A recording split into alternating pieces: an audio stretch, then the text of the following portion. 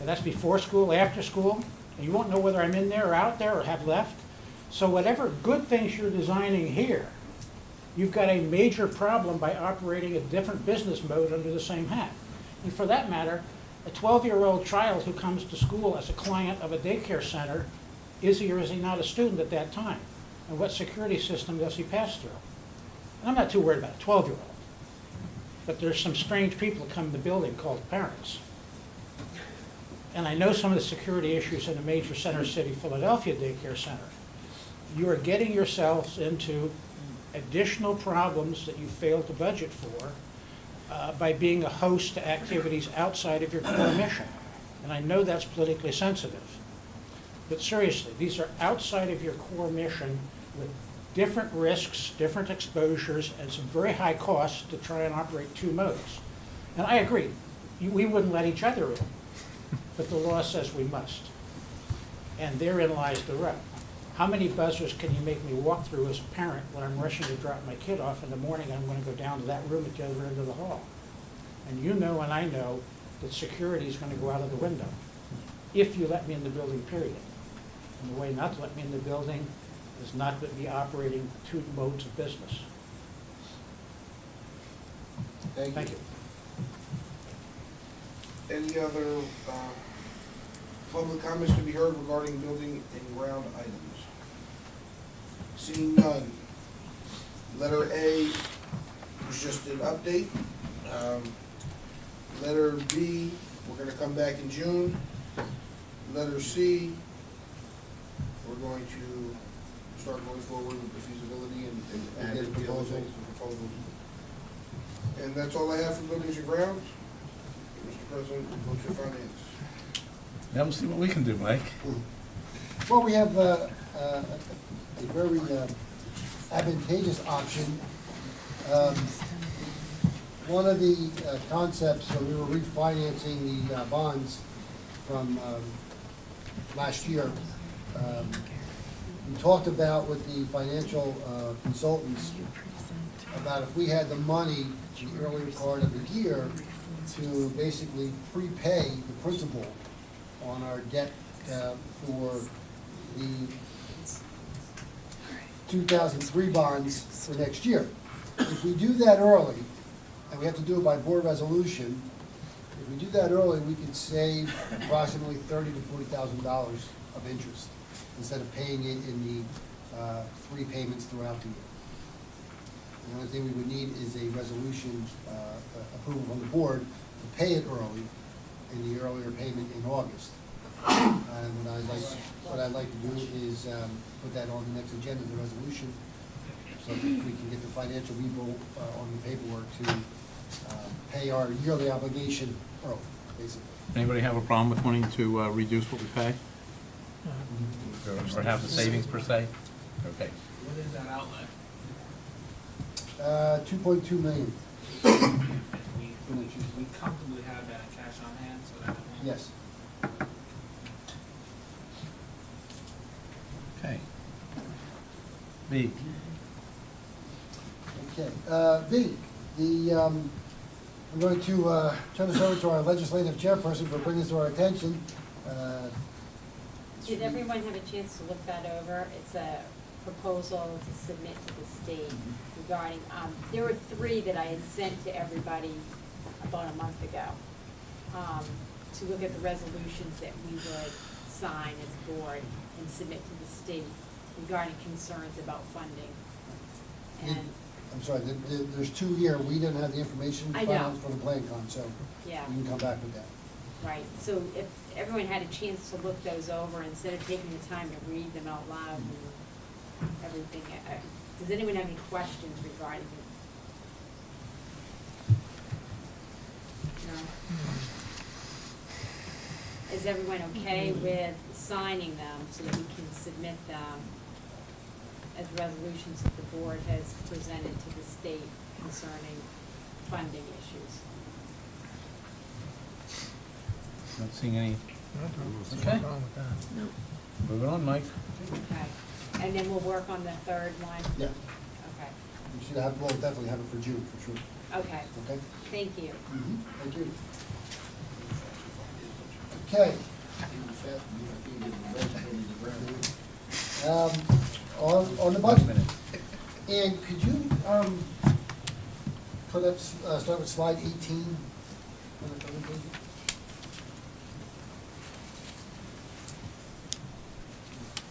Okay. All right, well, obviously, just refer back to, last time we met, the budget, there were two items set for the budget. Approving 500,000 from surplus, and a budget cap of 134,888. Obviously, when we set that number, that was with an additional 500 from surplus. So what we did, what I have here is it's not too many revisions, but the new budget cap, the proposed expenditures as they were, with the projected revenue, and that revenue is down by that 500,000 that we were hoping to get from surplus. On the proposed reductions, on what we're looking at now, this is the start to get to the 2.1% tax increase with $500,000 from surplus. Under the professional staff, the last presentation was 12, it's now 17. The support staff was 7, it's now 8.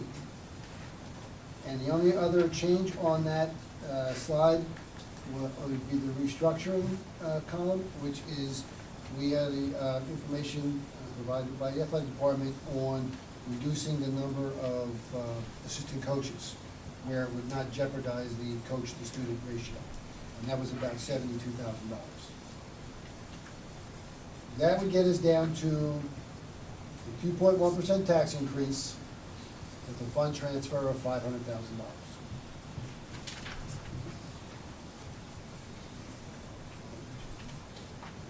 For the 1.7 scenario, that stayed the same.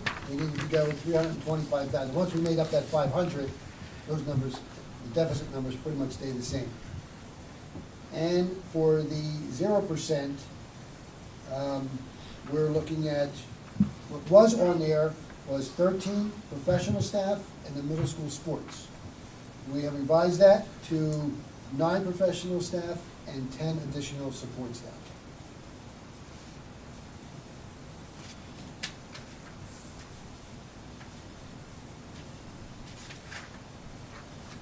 Next slide. So what those scenarios, there's 3 budgets, and this is just the history of the actuals to the current budget to what we'll be looking at for the increase for next year in the budget. Under the 2.1% increase, the budget would increase about 0.7%. 1.7 is at 0.5%, and we would actually have a budget decrease at 0%. Now, that's something considering without salaries, we need $4 million for pensions and medical benefits. So I think we opened up the discussion. I think at this point, what we're looking for, and again, there's probably a lot of questions. There's some detailed personnel questions that we can't answer right now, but I think the parameters need to be set and we can finalize the plan moving forward for adoption next week. Questions? I have one question. This, and I trust that this budget was, put together by the Budget principles were, there wasn't much to do with the internal budgets, from the 300 accounts to the 800. That pretty much stayed the same, but they were consulted with all of them. all of these, or the majority of these, these options in the program were not there. Okay, including these reductions, where we've got, a certain number of reductions. Our programs will not be affected by this tax in any way. I'm not aware of losing any programs. Okay, we're not gonna run into an issue where, we have this great program that we're putting through, but we don't have personnel staff. Are we gonna run into any issue like that? the only thing, if I could, We- was the We have not, EPFED. we have not curtailed any Right, programs. Right, but the EPFED, as far as a program, is going to be reduced, not eliminated. I think it's Reduced. Which brings me to question number 2. In that upfed reduction, is that a reduction of the reimbursement to the teachers? Or whoever is working with these programs, or is that a total, you know, that you have $100, now you have $50, it needs to be divvied out accordingly in the same way? Not the same rate, I think each building will be charged to reducing their EPFED in half. And if they would decide, if this is the final plan, what are the major programs, what they would like to keep in the building. And to align with, from a K to 12 perspective, what would be best for our students as they move forward, as they apply for colleges? What should we have in place in order for them to be successful candidates? So there'll be a reduction in extracurricular programs, that. I think I need to ask my question a little differently. And I'll ask it by way of scenario. Okay, I've got 10 extracurricular programs. Okay, with 10 individuals who are the overseers of these programs. Okay, these individuals get $10 per program. Okay, each of these 10 individuals get $10. Do these individuals now get $5, or No. do they get That's rid of There's a $5? contractual It's a obligation contractual already. stipend. So our program will be reduced. Right, so Yes. what we move into is, are we going to eventually see a program cut in the area of extracurricular? Will we see extracurriculars disappear because of this, because of these? An academic program, there's no curtailment, but for extra pay for extra duty, yes. Yes.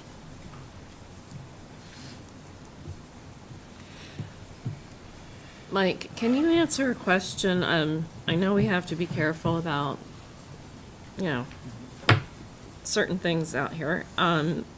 What kinds of things are under miscellaneous account reductions to the tune of $240,000? Some contracted services, doing things a little differently with our maintenance contracted services. That was the reduction in the miscellaneous accounts from 300 to 800. Not the non-salary and non-benefit accounts. Remember last year, we reduced that by a couple million. This is pretty much all we have left that we feel comfortable with for next year. And part of those contracted services, like, contracting with, not Kids Peace anymore, but, We actually moved that one up into the personnel section You did? because, Okay. yeah, but that was originally part of it. Right. Some of the areas are going into cooperatives with the IU, using some of their people that they bid and some of their services, as opposed to us going out on our own, stuff like that. We were, like I said, last year, we really tweaked that a lot, and Yeah. this is a comfortable number. Teetering on uncomfortable, but we felt that we could do this. We had to look, How are subs going to be restructured? Well, let me explain that a little bit. Okay. The sub account has been historically under budget. My original budget projection increased it to what we were spending. So we reduced, this is I think it was 100,000 from what I increased it to. So, Well, is your number going to be more accurate? yes. Okay. What about tuition? The tuition is not that well used in the last year and this year. And we have budgeted, I think this year, the year before we had over $1 million, didn't spend that. This year we took it down to 680. We're not even close to half of that for this year. So we felt comfortable on reducing that another 300. Okay. We were using Kids Peace, now we're going to use Communities in School. right. And I noticed that that was a monthly fixed rate of $19,560.25, total of over $234,000. What is the savings from that versus Kids Peace?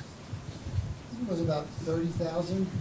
It's a portion of the Communities and Schools proposed contract includes what we already pay in as part of the alternative education contract. So it lumps those two together. So that's where you end up seeing that savings of approximately $50,000. Okay, and they also had numbers, like maximum at the high school of 80. So if we go over that and there's a need to see more kids, do we then obviously then pay additional dollars? That would be looking at additional staff, but we're comfortable with that number based on the need that we see presently. Okay. Other questions? What about technology? I think that's something that needs to be discussed. Okay, Thank There you. was also the assistant superintendent. That obviously needs to be discussed as well.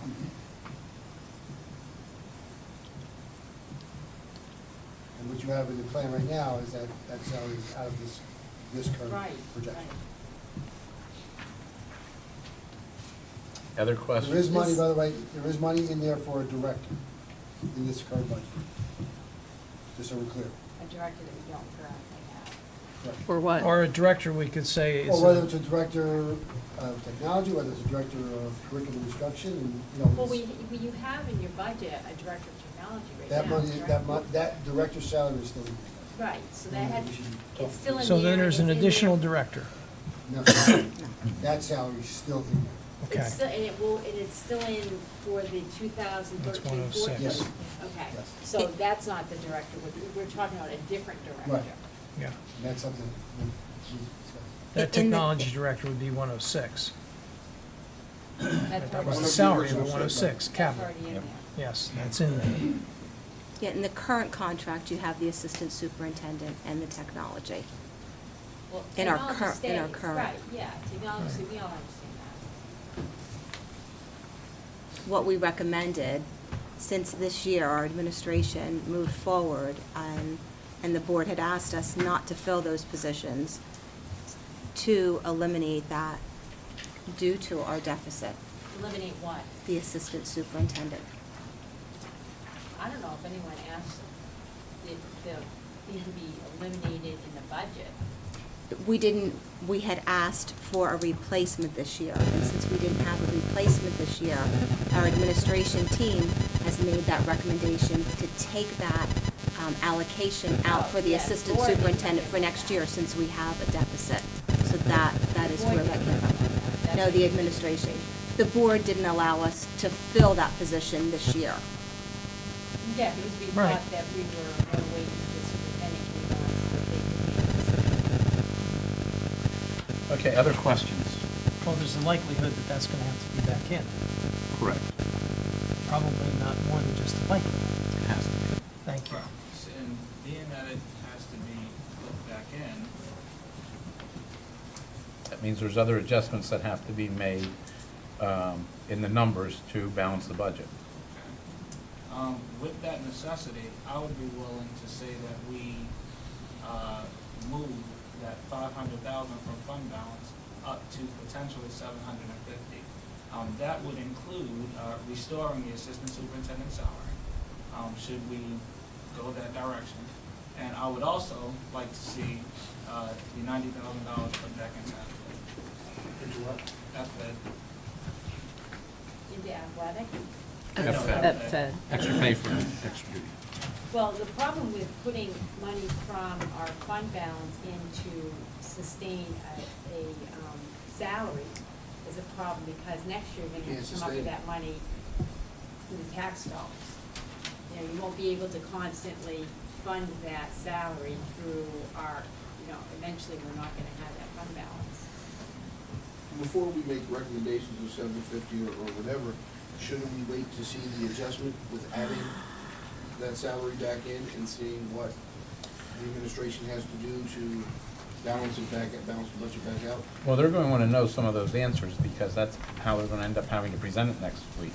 You know, if there was thoughts that everybody focuses on the 2.1 or focusing on the 1.7, because it narrows a little bit of the work that they have to do. Not a lot, but it does narrow some of the work. But he really has to come back in with some balanced numbers, because other than that, next week we're gonna be going through again, a little bit what we did the last time to get down to it. I mean, So, right now, with what I'm seeing now,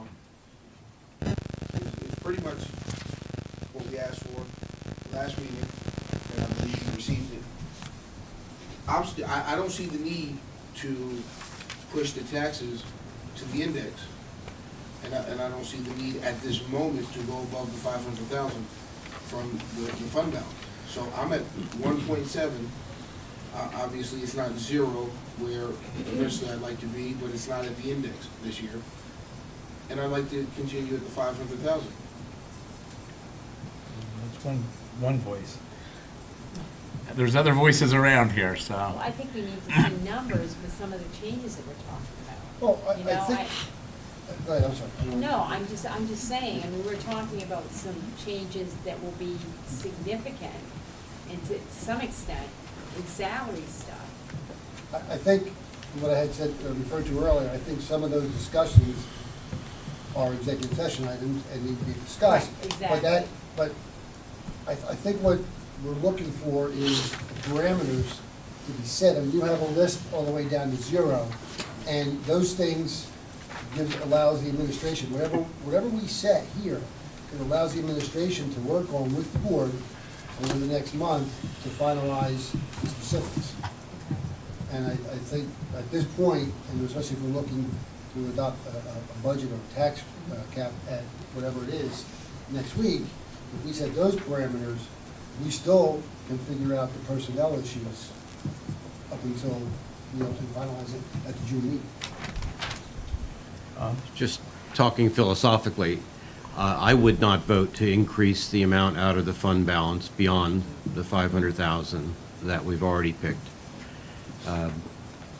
That is a one-way street. I don't see us repopulating that balance in the future. So I don't think it is a sustainable suggestion to increase that beyond the 500,000. Given the economic malaise that this area is still in, I will again be advocating a 0% budget increase.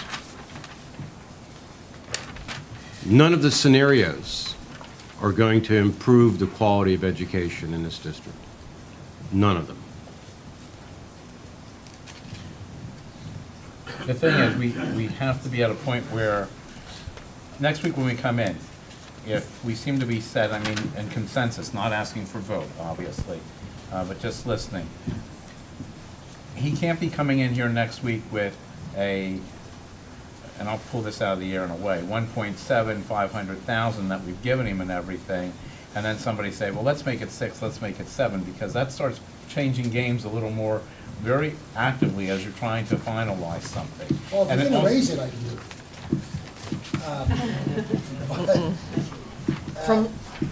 From last year to this year, your fund balance, the one we looked to take 500,000 out, what was put in that balance this past year? What What were we able There's two to- balances, there's two Okay. different balances. One is the assigned fund balance, which at the end of the previous year was 13 million. We took $1.5 million out for this year. At the end of last year, we're at 12.5 million. So that stayed pretty constant, because we were able to save money before the cuts. The unassigned balance is constant as well. It was 3.7. At the end of last year, it's now 3.8. What happened in July, and I think I brought this up before, after the budget was struck last year at this time, we again kept looking and we made additional cuts over the summer. Those cuts will increase that surplus, that 12.5 or that 3.8, whatever you want to designate it, by at least $500,000. Okay. So I hear you about, I hear the board about not wanting to go into surplus, and I'll make my pitch one more time. It's not a pitch, it's about the status. If you recall that slide on moving forward and looking and projecting to the following year, this year, there's two areas, and I'll take the third area, the surplus, out of there, but this year, there's two areas of revenue hits that we got socked with. One is, no matter what tax increase you do, I'm not gonna get the full number out of that because of the collections rate that we're now accounting for appropriately. And then the other area, I have to go to the slide, Regalsville, thank you. $1 million lost from Regalsville. So, moving forward next year, we're in a hole, $2 million with this budget right off the get-go for the revenues, even with the tax increase, not counting the expenses. Next year, we're not gonna be in that hole, that $2 million. That's gonna be constant. So that's why I am comfortable in, and I said it before, I'm not pushing, but that's why I am comfortable with whether it's 750 or what we said originally, that $1 million from surplus. Because we gained that $500,000 this summer, and we're not gonna be hit with that $2 million hit in the revenues next year when we start off the budget. It just asked the question, next year, the projections as you looked at them, we are how far in a deficit to begin as we look at next year's? Well- Based on everything you've put together for this year. If we're at the 1, 7, and 5, we're probably starting at about 4.5 to 5 million. And it's all pension. I mean, the pensions this year went up 3.7 million. And next year, this year it went to 17%, next year it's 22%.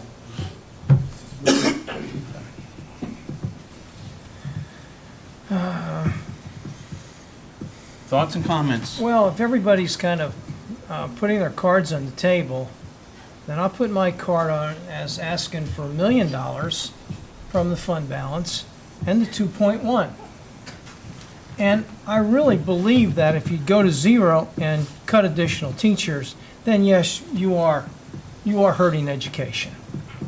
And I think we're to a point educationally where I prefer not to cut any additional classroom teachers. Let's look elsewhere to make cuts, but not in the teaching component. Sorry, that doesn't work. They teach kids, that's what they're paid to do. And I think a lot of them, the vast, vast majority, do it awfully well. So we're going to be all over the board. Obviously, we have a June 30th deadline, and I stand there firm at $1.2 million until that deadline, and there's 5 additional people that say, Bill, you're wrong. But that's where at least I'll be steadfast. Mr. Wright, I have a question for you. I agree with your comment on the 0, but you didn't touch on why you won't join me on the 1.7. Because I want the 2.1 and $1 million, and you don't. That's the only reason you have? No, it's more additional cuts. I don't want to cut teachers. Teachers teach kids. Kids learn. That's our business.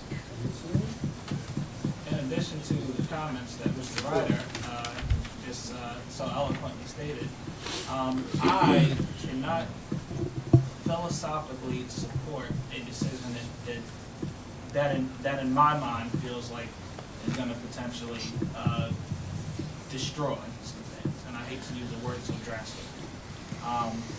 While my fellow board members are a little more extreme than I am very comfortable with a 1.7% increase with $750,000 from fund balance, especially from the recommendation from our COO. It says that the hit next year will not be, will it be $2 million less than we projected. I don't think that extra $250,000 is much if it comes to protecting some of our programs. A statement was made tonight that none of these scenarios are going to better education. That was stated tonight. I personally couldn't support anything that I think would make our education system worse. So with that said, I stand by 1.7 with the additional 250,000. Any other comments? I'm still with a 0, and I would still concur that 500,000 from the fund balance is a conservative way to go.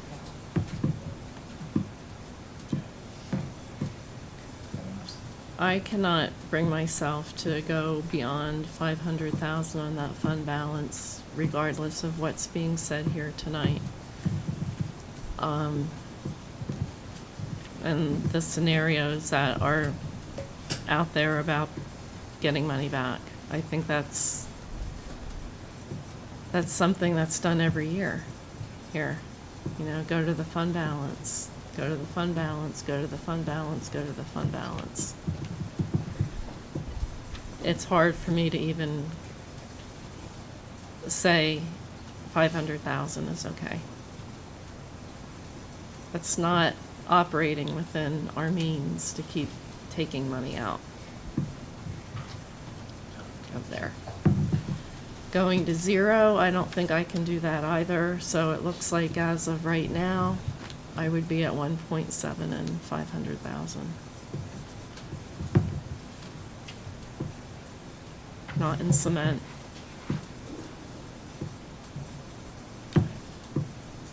Well, how about this? And this is my, I would like to see the assistant superintendent salary reduction as well as $1,000. Can we find some agreement on maybe putting that back in somehow? I have an issue with the upset. What I'd like to do is see how many clubs there are and everything, how many students participate, you know, see what it really impacts.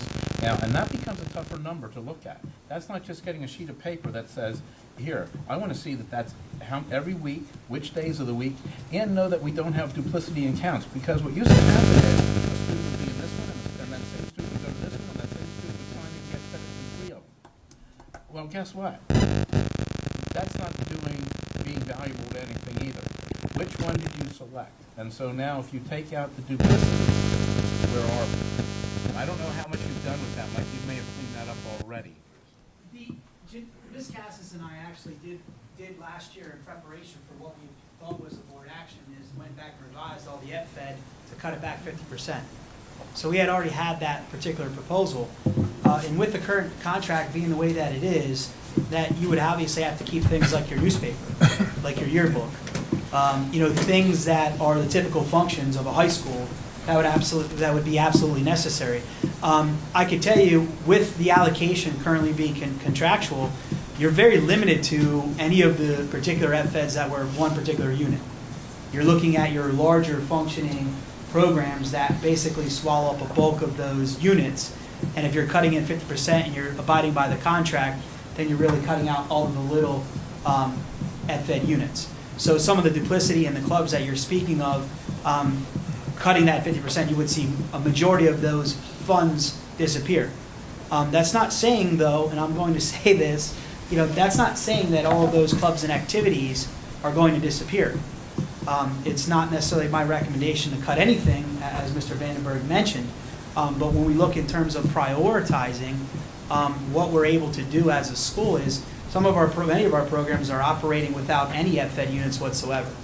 And so I'm not proposing that 50% stays. That's up to you as a board to decide. But what I am explaining to you, Mr. Fennell, is that when you do look at that 50% reduction and sticking with the contract at the high school, I can't speak for the other levels, you're going to keep your big ticket items, school play, newspaper, yearbook, things of that nature, and then after that, everything else is pretty much dried up when you look at 50% of the credits. Because your big five takes probably 60%, to be honest with you. It's really close there, of your FED units at the high school level.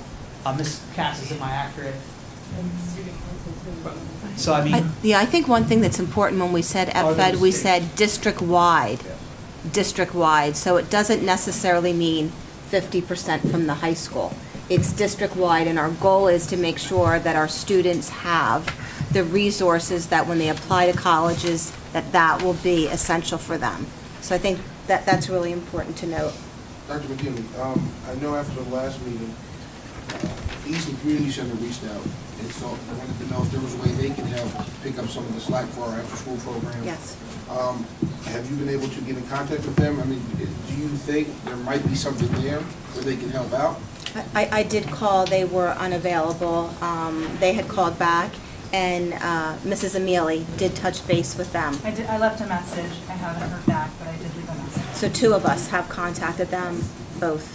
with the same response. So And I we did will continue to also- pursue that. I sat with Anita at a United Way function as well, so we've had conversations. Yes. Positive conversation, that Absolutely. there Yes. might be some way we can, Absolutely. so there might be, if some of the EdFed programs are lost within the district, there might be potential for the community groups to pick up some. Yeah, to a degree, I don't know that they would be That is exactly the contractual. same as what we're offering So- through EdFed, but It's definitely. contractual. But I mean, well, I guess what I mean is, if a program was eliminated, and I know it's contractual, but if Right. a program was eliminated by the district, if a community group decided to pick up the slack there. Independently. Independently, how would that, I'm asking, I don't know, that wouldn't be necessarily contractually, would it? No. Mike, along with the EPFED thing, where does after-school busing stand here? Because we had an issue. We have that in place. That number is not, there's no busing reduction. Okay, so no busing reduction. It ended up being what, half of what, or how many days a week do we have busing now? Well, with the Minus the CLC, grant that yeah, minus pays. the grant, we had 2. That's gonna stay. Okay. It's gonna go just as it is this year. And then with the grant, we have the 4 days. Mike, I want to go back and ask you one question. You talked about in the assigned fund balance. It was 13 million last year. You pulled out $1.5 million. And when we ended the year, we ended at 12 and a half. We pulled out $1.5 million for this year, Right. Right, okay? The end of the, which would make it 11 and a half is where you're projecting for it to be. with the $1.5 million, yes. But you're saying it's going to end up around 12.5? No, it ended up at 12.5 at the end of the 11-12 audit. Okay, so instead of being at 13 million at the end of 11-12, it ended up at 12.5. Right, but understand, the 11-12 budget was planned to have over $2 million come out of that. We didn't need it. So that's why it only went down a little bit. I mean, Yeah, walk me through there again.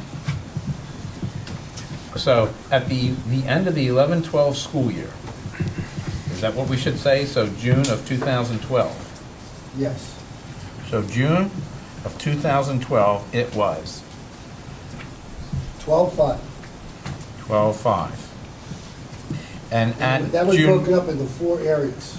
You want those details? nope, June 2011, not at this point. Is that on the screen? We can June see that? 2011, it was what? On the assigned, Yes, it was 13.5. so it went down $1 million there. Now, for till June 2013, your projection to remove from there or reduce it by, 500, so it should be Well- around 12 million at the end of this year. right. But because of that 500 that we saved in July from the reductions, it's gonna stay steady at 12.5. Okay. So, in essence, And another 500,000 If would you add balance the 500,000, Regalsville we're back situation. to the 500, we're back to the original projection of 12 million if we didn't get that 500. Bob? I'm confused. One point of clarity, one point of clarification, Mike. You had mentioned that we're taking a revenue hit. I would argue that you're taking a revenue recognition hit to make it realistic, right? I mean, we misrepresented what we were going to get in the last 2 years. And that's why that we've seen when the audit has come in, that we've run at a deficit, right? Right, So it's a revenue recognition that's more realistic right. based on Right. past But we're still- rates. yeah.